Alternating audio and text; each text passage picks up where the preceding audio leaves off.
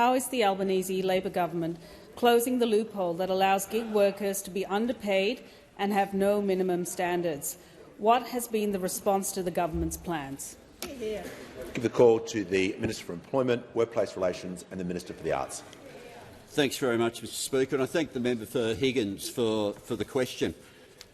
We've had a system of minimum wages and awards in this country for more than 100 years.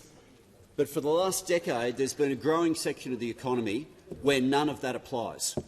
We have minimum standards and an award system because we decided in the 20th century that we would not have 19th century working conditions. We decided in the 20th century that we would not be a country where wages were simply a race to the bottom. We made a decision as a country that we would not be a nation where you had to rely on tips in order to make ends meet. But in the last decade, there has been a growing section of people doing the exact sort of work that minimum standards were always there to help, who get no minimum standards at all.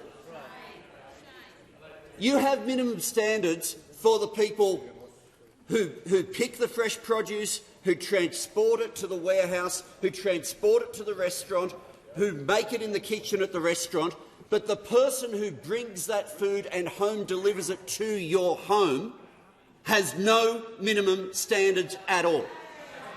And they have no minimum standards because at the moment they are classified as somehow being small businesses.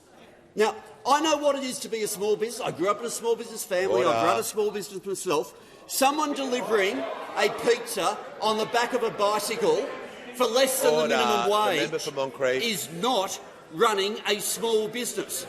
They are the exact sort of person that minimum standards were always established for.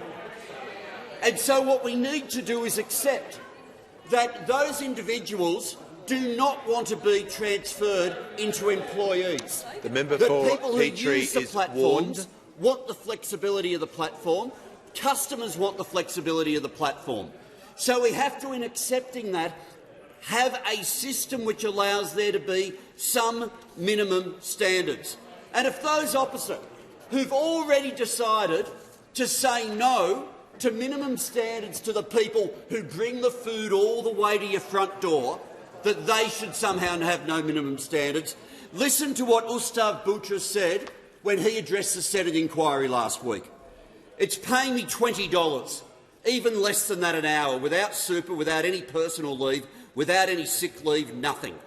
I want you all to please look into this very deeply and look at our problems and pass this legislation which will help protect our basic standard payments. We just want our basic minimum wage.